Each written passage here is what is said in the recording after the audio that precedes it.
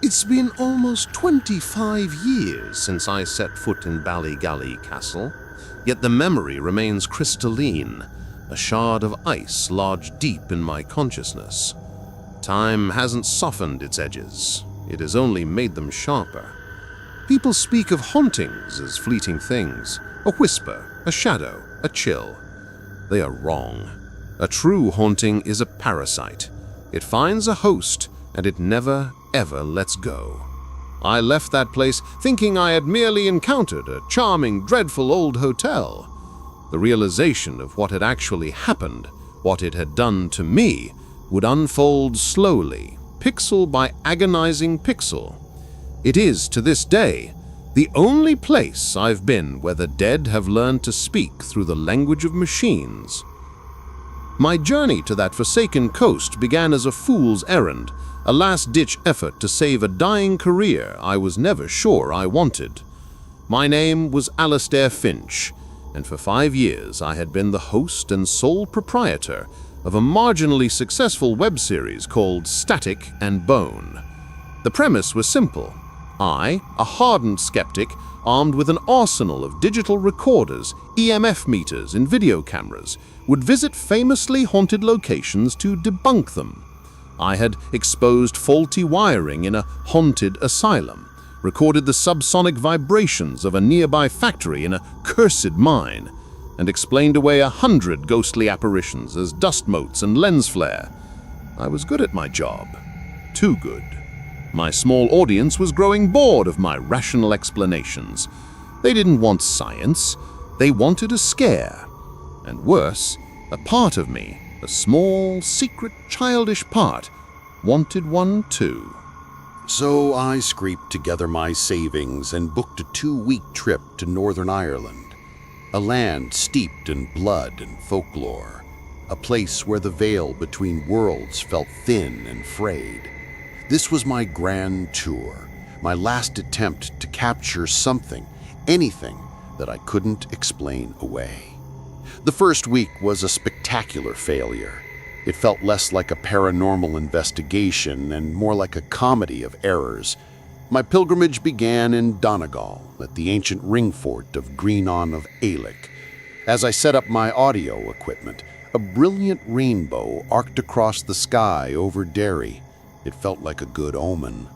I spent an hour recording, only to discover later that the files were corrupted, filled with a strange, rhythmic clicking that rendered them useless. I blamed a faulty memory card. From there, I drove north, the coastline a masterpiece of raw, brutal beauty. The cliffs of Benevena rose like a fortress wall, a place so immense that Vikings had reportedly mistaken it for a castle and fled. But the land, it seemed, did not want me there. I arrived at Mussenden Temple, perched dramatically on the cliff's edge moments after it had closed for the day. I was fascinated by its legend of a bloodstain that appears and vanishes on the floor. Standing on the beach below, I aimed my telephoto lens at the distant structure, but a sudden, inexplicable fog rolled in from the sea, obscuring the view completely. When I checked the photos later, they were all blurred, as if the camera had struggled to focus on something that wasn't quite there. I blamed the sea mist. Dunluce Castle was the worst. I arrived the next morning to find the gates chained shut, a small sign citing unexpected structural concerns. I stood alone on the opposite cliff, the wind whipping my coat around me, staring at the magnificent ruin. I thought of its bloody history, of the kitchen staff that plunged into the sea during a wedding feast. I pulled out my sensitive parabolic microphone, hoping to catch a whisper of their screams on the wind. For 30 minutes, I recorded the howl of the gale. On playback, there was only silence. Not the absence of sound, but a dead digital void, as if the microphone had simply ceased to function for that exact period. The recording resumed with the sound of me sighing in frustration. I blamed the wind for damaging the delicate equipment. I was chasing ghosts, and the ghosts were winning. It felt as though the very land was conspiring against me, shutting its doors, scrambling my signals, protecting its secrets. By the time I left the coast and headed for my last chance saloon, the Ballygally Castle Hotel, a deep sense of foreboding had settled over me. It was more than just the frustration of a failed trip. It was a cold, creeping feeling that I was not merely being unlucky. I was being herded, guided through a series of locked doors and technical failures toward one final, waiting destination. The ghosts of Northern Ireland were not elusive. They were just waiting for me to arrive at the right place. The Ballygally Castle Hotel rose from the coastal gloom like a fractured memory. A modern, sterile hotel wing, all glass and polished stone, had been surgically attached to the 17th century castle. The effect was jarring, as if a parasitic future was feeding on a dying past. But it was the castle itself that held the eye. It was a brutalist fairy tale rendered in dark stone, its back pressed against the roaring Irish Sea, as if in a final, desperate stand. It was a place built to keep things out, but it was far more effective at keeping things in. The off-season desolation was a palpable entity. Rain fell in a fine, persistent mist, and the wind howled a mournful, unending dirge. Inside, the modern lobby was quiet, the silence only broken by the hum of a refrigerator and the rustle of a newspaper held by a lone figure at the far end of the bar. He was an old man, his face a roadmap of wrinkles, his eyes the color of a stormy sea. As I checked in, the young woman at the desk confirmed I was one of only 4 guests that night. When I requested a room in the original castle wing, as close to the infamous ghost room as possible, her professional smile faltered for a fraction of a second. "Certainly, sir. Room 3, at the foot of the turret stairs." She handed me an old-fashioned brass key, its weight heavy and cold in my palm. Finn, at the bar, can tell you anything you need to know about the castle's history. I found Finn polishing a glass with a slow, methodical rhythm, as if he'd been performing the same task for a century. I ordered a whiskey and asked him about the ghosts. He sighed, a weary sound that seemed to carry the weight of all the tourists who had asked that same question before me. "Ah, the stories," he said, his voice a low, gravelly hum. "You're from that show, are ya? Static and Bone? The girl at the desk recognized you. Looking for something you can't explain away with a faulty wire, are we?" His directness caught me off guard. "Something like that," I admitted. He slid the whiskey towards me. "Well, you've come to the right place, or the wrong one, depending on your luck." He leaned in, his voice dropping.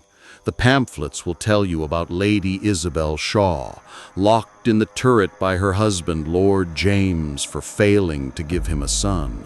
They say she went mad and threw herself from the window. A sad tale." He paused, looking me square in the eye. "But the stories the locals tell, they say she didn't jump. They say she was thrown. And she doesn't just wander the halls looking for her baby daughter. Sometimes, in the dead of night, she finds a guest and thinks the guest is her daughter, tries to soothe them, tries to sing to them. You don't want to be woken by that kind of lullaby, son." My journalistic instincts kicked in. "And the children?" Finn's face darkened. "The children are another matter entirely. They're not sad, they're cruel. They knock on doors, you see.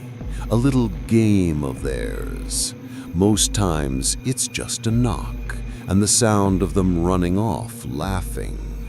But they're looking for a door that will open. They're looking for a room to play in. You don't want them finding yours. He took my empty glass. My advice? Stay out of the turret after dark. Keep your door locked, and if you hear a knock, pretend you're asleep. I left him and made my way to my room, the old man's words echoing in my mind. The transition from the modern hotel to the castle wing was abrupt. The air grew instantly colder. The scent of fresh paint and air freshener gave way to the smell of damp stone, wood smoke, and something else. A faint, musty sweetness, like vanilla, left to spoil. The silence here was different too. It wasn't empty, it was heavy, expectant, watchful. My room was small, with a single window overlooking the churning bay, but my attention was fixed on the hallway outside my door. There it was, a narrow, winding staircase spiraling up into the shadows of the corner turret, the entrance to the ghost room. I felt a magnetic pull towards it, the undeniable urge of the investigator to see the heart of the mystery. But for the first time on this trip, for the first time in years of chasing phantoms, I felt a prickle of genuine, unadulterated fear. The stories, the atmosphere, the old bartender's grave warning, it was all beginning to erode the foundations of my skepticism. I unpacked my equipment onto the bed, the EMF meter, the digital audio recorder, the video camera, my trusted tools of logic and reason. In the oppressive, ancient silence of that castle, they suddenly felt like children's toys, flimsy and utterly inadequate. I looked from the cold, hard plastic of my camera to the dark, gaping maw of the turret staircase. I knew I had to go up there. The question was no longer whether I would find anything, but whether I was truly prepared for what I might find. The light in the hallway was a pale, anemic glow, barely strong enough to banish the shadows clinging to the winding staircase. It felt less like a path and more like a maw, leading upwards into the unseen. Despite Finn's chilling advice, the pull was irresistible. This was it, the main event. If there was a ghost in this damn country, it was in that room, in that turret, and I was going to capture it. Or at least, I was going to try. I checked my equipment one last time. EMF meter, calibrated. Audio recorder, fresh batteries, recording. And the video camera, fully charged, night vision toggled, ready. I took a deep breath, the air in the castle wing tasting stale and metallic, and began my ascent. The staircase was indeed narrow, designed for bodies smaller than my own. My shoulders brushed against the cold, rough stone walls, and the silence pressed in around me, amplifying the sound of my own heavy breathing. Every creak of the ancient steps beneath my weight sounded like a cannon shots in the oppressive quiet. With each turn of the spiral, the light from the hallway below grew fainter, until I was enveloped in a profound, inky blackness, broken only by the green-tinged world captured by my camera's night vision. The air grew perceptibly colder as I climbed, a damp, biting chill that seeped into my bones. By the time I reached the small landing at the top, my breath was misting in front of my face. The door to the ghost room loomed before me, a heavy, ancient slab of oak, its surface scarred by centuries of unseen hands. I pushed the door open slowly, the hinges groaning in protest, the sound echoing unnaturally in the confined space. The room beyond was exactly as described. Tiny, claustrophobic, barely large enough for the meager furniture within. A rusted iron cot, a small, dusty cabinet with a cracked mirror, and a plain wooden table. On the wall hung a grim portrait of a severe-looking woman, her eyes seeming to follow my every move from the canvas. Lady Isabel, I presumed. Her gaze was not menacing, but profoundly sad, almost accusatory. I stepped inside, my boots thudding softly on the bare stone floor. The video camera, still recording, swept across the cramped space, capturing every detail in its eerie green light. The single narrow window looked out onto the turbulent Irish Sea, its gray expanse stretching endlessly into the gloom. I could only imagine the despair of being trapped here, watching the world go by, just out of reach. I placed my EMF meter on the small table. It read 0. My audio recorder, placed on the cot, hummed softly as it captured the silence. I settled myself onto the floor, my back against the cold stone wall, facing the doorway. The camera remained clutched in my hand, its lens a vigilant, unblinking eye in the darkness. Minutes stretched into an eternity. The silence was absolute, broken only by the distant roar of the wind and the relentless crash of waves against the rocks below. I waited. My eyes, accustomed to the night vision, scanned every corner of the small room, searching for movement, for a flicker of distortion in the green monochrome. Nothing. The skepticism, battered but not broken, began to reassert itself. Another bust, Alistair, just like all the others. I felt a familiar wave of disappointment, a resignation that this too would simply be another entry in my long list of debunked phenomena. I was about to sigh, about to lower the camera, when it happened. The small red recording light on the camera, which had been steadily blinking, suddenly faltered. It flickered erratically, like a dying pulse, before winking out completely. The screen, which had been displaying the green-tinged image of the empty room, turned black.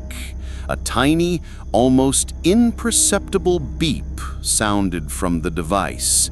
My blood ran cold. The battery indicator, which I had personally ensured was full just moments before, now showed a single flashing red bar. Then, nothing. The camera was dead. Completely, utterly, instantaneously dead. I stared at the black screen, my heart pounding a frantic rhythm against my ribs. This wasn't a faulty memory card. This wasn't the wind. This was a complete, anomalous power drain, and it had happened the moment I had reached the heart of the haunting. My rational mind scrambled for explanations. Extreme cold affecting the lithium-ion cells, a sudden power surge that fried the internal circuits. But the temperature hadn't dropped dramatically, and there was no surge, no smell of burning electronics, just silence and a dead camera. My EMF meters still read 0. My audio recorder, untouched, continued its silent vigil. But the camera was the eye, and something had just intentionally, undeniably blinded it. I felt a presence then, not a tangible one, not a cold spot or a whisper, but an oppressive, suffocating weight in the room. It was the feeling of being watched, Not by the grim portrait on the wall, but by something unseen, something standing just beyond the limits of my perception in the very air around me. It felt ancient, it felt resentful, and it definitely did not want me filming its secrets. I sat there in the sudden, profound darkness of the ghost room, clutching the lifeless camera. My last hope for a rational explanation had just been murdered, and I was alone with the killer. The camera remained a cold, inert brick in my hand, a useless piece of technology now, a testament to an unseen force.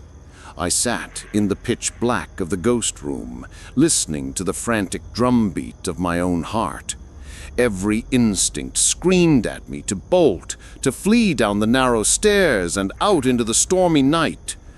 But something, a morbid curiosity perhaps, or a perverse sense of journalistic obligation, rooted me to the spot. I needed to understand. I needed to know what could do this. I forced myself to breathe, slow, measured breaths, trying to calm the animal panic coiling in my gut. My eyes strained in the darkness, searching for any flicker, any shift in the oppressive gloom. The only sound was the incessant shriek of the wind outside the tiny window and the distant, rhythmic roar of the waves against the shore. Minutes crawled by, each one stretching into an eternity. The cold seeped into my clothes, chilling me to the bone. The oppressive weight in the room seemed to intensify, pressing down on me, stealing the air from my lungs. I felt like an intruder, a trespasser in a space where I was profoundly unwelcome. Then, from the absolute silence, it began. A soft, almost tentative tap. It came from the wall directly behind Lady Isabel's portrait, a light, almost delicate sound. My entire body tensed. This was not the random creak of an old building. This was deliberate. Tap, tap, tap. It was insistent, like a child trying to get attention. My mind immediately went to Finn's warning about the spectral children looking for a room to play in. A cold dread, far deeper than the previous fear, settled over me. This wasn't just a power drain. This was an interaction, a direct challenge. The tapping grew louder, bolder, moving from a soft whisper to a clear, resonant knock. Knock, knock, knock. It was no longer behind the portrait. The sound was now at the very threshold of the door, the heavy oak vibrating with each impact. My breath hitched. Was something outside? Waiting? I gripped the lifeless camera like a weapon, though I knew it was useless. Every fiber of my being screamed at me to open the door, to confront whatever was out there, but a stronger, more primal fear held me paralyzed. Finn's words echoed in my head. If you hear a knock, pretend you're asleep. But the knocking didn't stop. It began to move. It traveled along the wall, directly towards me, each thump a clear, distinct sound in the suffocating darkness. It passed the cot, then the table. It was now above me, the sound vibrating through the ancient stone ceiling, directly over my head. Then it moved again, crossing the small space until it was at the far wall, opposite the window.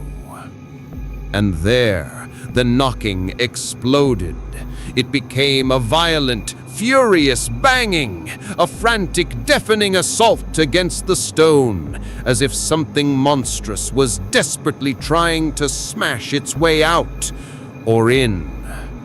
The entire turret seemed to shake with the force of it. My teeth chattered, my hands trembled uncontrollably, and a whimpering sound escaped my throat. This wasn't a game. This was pure, unadulterated rage. I squeezed my eyes shut, pressing myself further against the wall, trying to disappear into the stone. I could feel the vibrations of the banging through my back, a physical assault. My mind screamed, "What do you want? What do you want?" Then, as suddenly as it began, the banging ceased. An unbearable ringing silence descended upon the room, thicker and more oppressive than before. My ears buzzed with the echo of the assault. I held my breath, waiting for the next horrifying sound, for the inevitable manifestation. A deep, shuddering groan vibrated through the stone floor beneath me. The walls around me rumbled, and then with a deafening cacophony of metallic clangs and bangs that perfectly mimicked the rhythm I had just heard, the furnace roared to life. Heat, dry and sudden, blasted from a vent near the floor. The pipes in the walls, directly behind where the furious banging had just occurred, shuddered and groaned, their internal workings creating a symphony of thumps and groans. The banging continued for another agonizing 10 seconds as the system fully engaged, before settling into a low, steady hum. The furnace. It was just the furnace. A hysterical, almost tearful laugh bubbled up from my chest. Relief so potent it left me weak, washed over me. It was all a trick, all a coincidence, an old, cantankerous building, its ancient heating system clanking to life, its sounds echoing and distorting in the confined space. My logical mind, battered and bruised, desperately tried to reassert control, to explain away the terror. The tapping, the knocking, the furious banging, all just the mechanical groans of an awakening behemoth. I was a fool, a terrified, gullible fool. I stumbled to my feet, my legs unsteady, and made my way back down the spiral staircase, almost running in my haste. I burst into my room, slammed the door shut, and leaned against it, gasping for breath. The sheer, crushing weight of relief made me lightheaded. I was safe. It was over. I had been scared by an old boiler. I collapsed onto the bed, the hum of the furnace in the room below, a distant, comforting sound. My heart still raced, but the terror was receding, replaced by a lingering sense of embarrassment. I must have drifted off into an exhausted, fitful sleep. When I awoke, the room was cold again. The furnace had clicked off. The silence was absolute. Not the oppressive silence of the ghost room, but the deep, empty quiet of a sleeping hotel. 1 minute passed, 2, and then, from my bedroom door, came a single, soft, clear tap. It was nothing like the furious clamor of the furnace. It was quiet. It was patient. It was intelligent. It had waited. My eyes snapped open, wide and staring into the impenetrable blackness of my room. The relief of the furnace had been a cruel, exquisite lie. It hadn't been the source of the knocking. It had been the perfect cover. And now the true horror had just let me know it was still there, and it was no longer in the turret. It was in my room. I did not sleep for the remainder of the night. I sat on the edge of the bed, a statue carved from fear, my eyes fixed on the unyielding darkness where my door stood. Every gust of wind against the ancient glass, every distant creak of the castle's old bones was a prelude to the return of that soft, deliberate tap. But nothing more came. The silence that followed was absolute, and in it I understood a truth far more terrifying than any noise. It knew it didn't have to knock again. It knew it had me. When the first sickly gray light of dawn finally bled through the curtains, it felt less like a sunrise and more like the lifting of a coffin lid. I didn't wait for a second invitation. I moved with a frantic, desperate energy, throwing my clothes and equipment into my bag with no regard for order. The castle, which had felt merely atmospheric the day before, now felt actively malevolent, a place steeped in a deep and abiding sickness. Every shadow in the corner of my room seemed to writhe and coalesce in my peripheral vision. My only thought was to get out, to run until my lungs burned and this place was nothing but a bad memory. My bag was zipped, my coat was on, and my hand was on the doorknob when my gaze fell upon the video camera sitting on the desk. Lifeless, useless, the source of my initial, quantifiable proof that something was wrong. My first instinct was to leave it, to discard the cursed object and pretend the night had never happened. But the investigator in me, the stubborn, foolish core of my identity that had dragged me to this forsaken coast, refused to let go. I had to know. I had to see the footage for myself, if only to confirm it was nothing. A few seconds of a dark staircase that would allow me to leave with some fragment of my sanity intact. With hands that trembled so badly I could barely work the buttons, I picked up the camera. I didn't have the patience for a laptop. I just wanted one last look on its small screen. I pressed the power button, fully expecting nothing to happen. My breath caught in my throat. I navigated to the media gallery and found the last recorded clip, the thumbnail showing the dark maw of the turret staircase. My thumb hovered over the play button, a profound reluctance warring with my desperate need to know. I pressed it. The small LCD screen flickered, bathing my pale face in its eerie green glow. The footage was exactly as I remembered it, the shaky first-person view of my own feet climbing the narrow steps, the sound of my own ragged breathing amplified in the enclosed space, the scuff of my shoes on the ancient stone. I watched myself reach the top of the stairs, the dark, yawning doorway to the ghost room dead ahead. On the corner of the screen, the battery icon began to flash erratically. The camera emitted the same low electronic beep I'd heard last night, a sound that now seemed like a death rattle.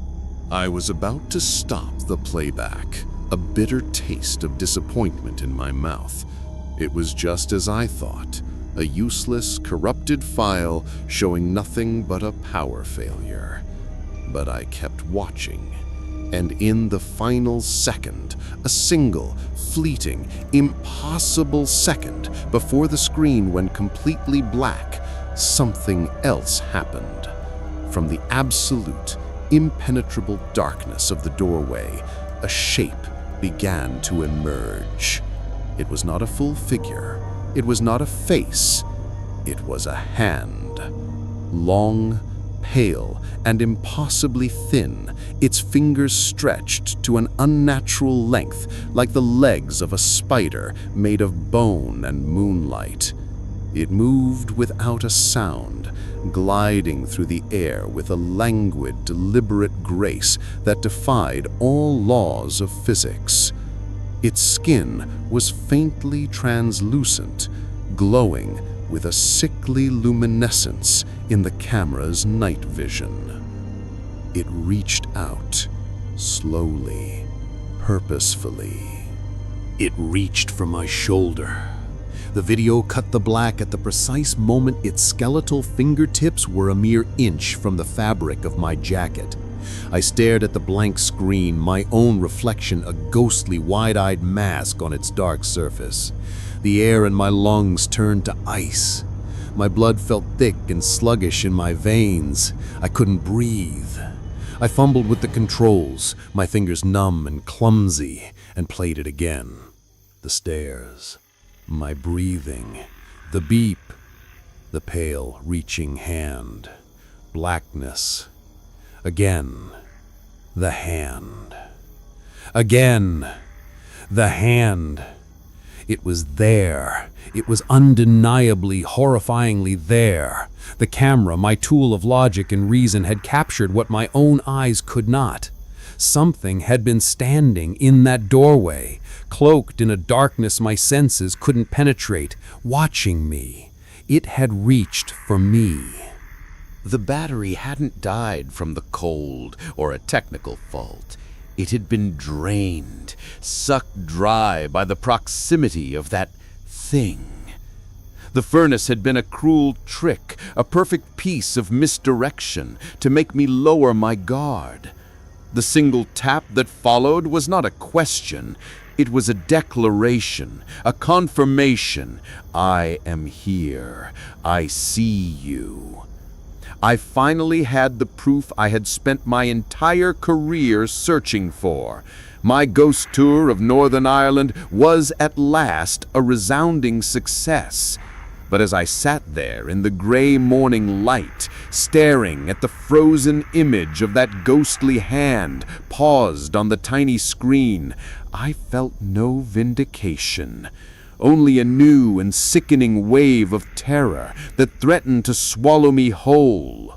The ghost I was looking for had found me. And in the darkness of that hallway, it had reached out and it had touched me. I scrambled for my bag, my keys, my mind a vortex of pure, unadulterated panic. My only thought was to flee. But as I burst from the room and ran down the hallway, a new, terrible question began to burn itself into my mind. If a ghost can drain a battery just by being near it, what happens to a person it actually touches? The haunting wasn't in the castle anymore.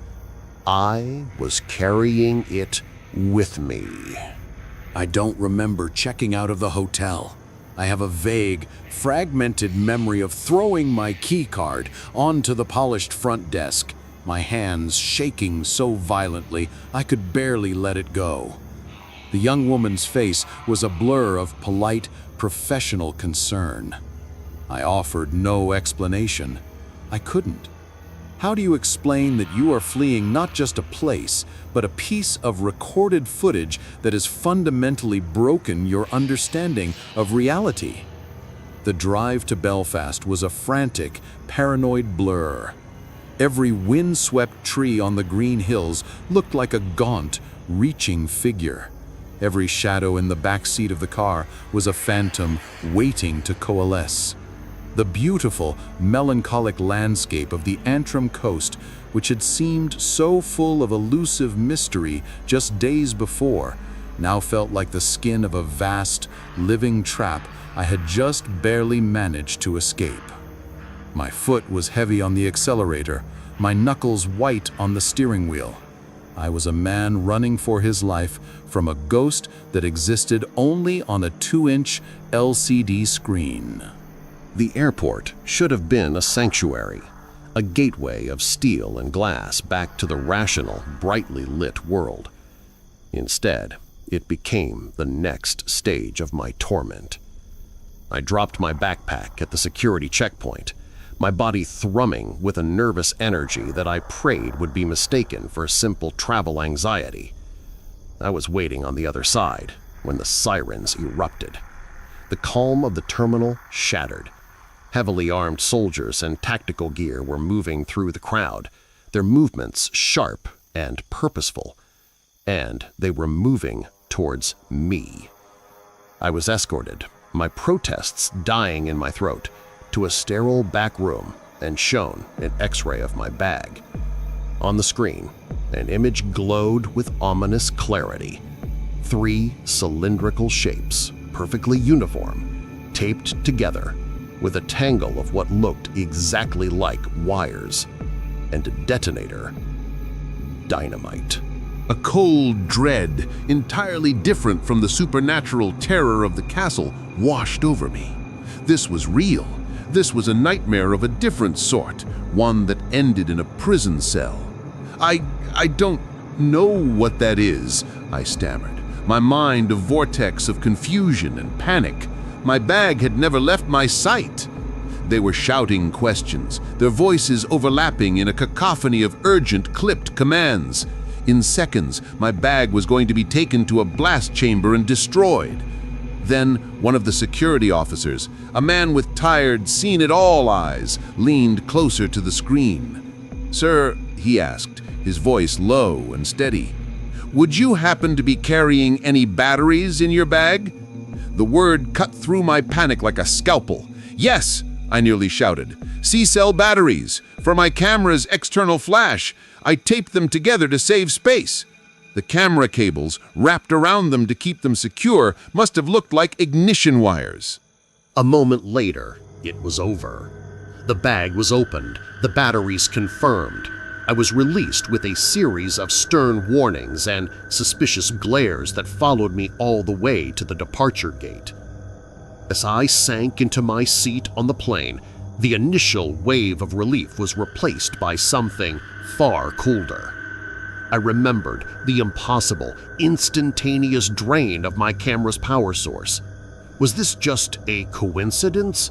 Or had the entity from the castle, the thing that fed on and manipulated electrical energy, somehow altered the appearance of my spare batteries on that X-ray screen? Was it showing me that it could follow me?